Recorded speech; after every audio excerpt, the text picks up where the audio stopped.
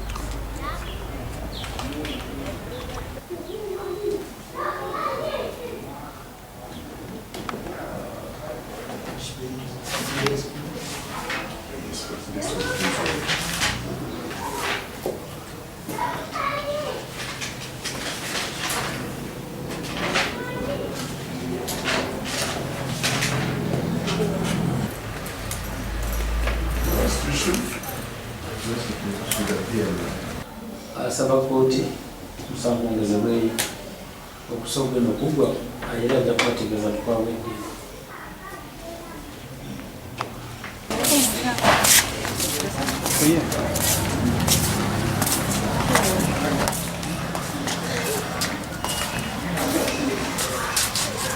Alice Nambalika. Attached to the Legal Aid Clinic of Human Rights Awareness and Promotion Forum, Europe. Nomulala atanakwatibwa Between the month of April 2023 wakati w'omwezi gw'okuna mu mwaka 2023 and August 2023 n'ogw'omulala 2023 at Cloud 9 ng'oli ku kifo kya Cloud 9 and Massage Chief House Bukaya in the Wipe district. Massage Chief House ekisango Bukaya mu Wipe district. Perform the sexual act with one Nahawe Patricia. Nti wakola ekikolwa eky'okwegatta ne Nahawe Patricia, A person of the same sex. omuntu gwemufaananya obutonde. Count 2. Omusango gwokubiri Promotion of homosexuality in court of section 11(1)(2)(a) of the Homosexuality Act 2023. gwakuwagira ekikolwa ky'obusyaga nga kikola n'etteeka 11 akasooka akokubiri n'okusooka mu mateeka agawakanya okuweera. Particularly of that counter that you and Patricia alias Malaika. Ebikwata ku musango guno gwokubiri bigamba nti Nantume Patricia ategeeka nga malayika Between the month of April 2023 and August 2023, wakati Bukaya in the Wipe district. ekisango Bukaya mu Wipe district You encourage or persuaded one Nahawe Patricia owagira n'olengera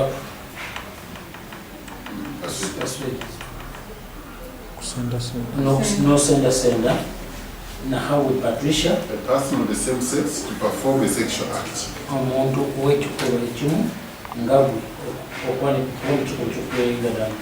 Count 3 is also in homosexuality code of section 9 of the Homosexuality Act 2023. Omusango gwokusatu era gwa kikolwa kya busyaga kikola n'etteeka n'amannya mu mateeka Particularly which that you Patricia Nantume alias Malaika between the month of April 2023 and August 2023.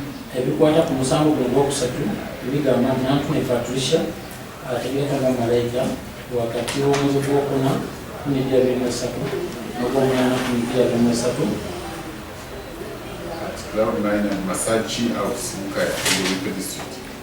mu kifo kya Cloud 9 Massage Chief House ekisango Bukaya mu Wipe district. You allowed rented owner house at Cloud 9 and Masachi House Wakiriza ekifo ekyo kiwali okupangisa ku Cloud 9 Massage Chief House to be used for the purpose of homosexuality. ekisango Bukaya kikozesebwe mu kikolwa eky'ebisyaga. And what count is the last one? Omusango gw'okuna nga gwe musango gusembayo And trafficking persons, total section 3(1)(a) of the trafficking in persons Act 2009. bwaba kusuubula abantu kikundana etteeka 3 akasooka olunyira olusooka mu mateeka agaziiza okusuubula abantu ag'emirimu. Ebikwata ku musango guno bigamba Nantume Patricia Otegekanya Malayika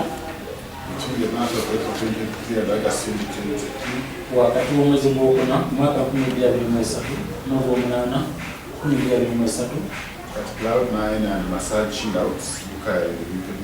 ekifo kye bayita Cloud 9 Massage Chill Outs ekisangibwa e Bukaya mu Buliko District. Wasaabaza maintained oba wasigaza I have a Patricia for purposes of sexual exploitation. nakawe Patricia n'ekigendererwa eky'okumukabasa Patricia. Yes, those are the 4 counts which are against you. Egyo gy'emisango ena egy'okuvunaanibwa. Which offenses are tried by the High Court? Emisango gino giwulirwa kkooti nkulu. You can't take plea here.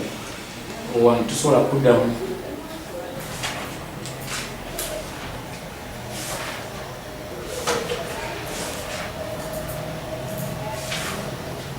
The first count is homosexuality according to section 2(1) and 2(2) of the Anti-Prostitution Act 2023.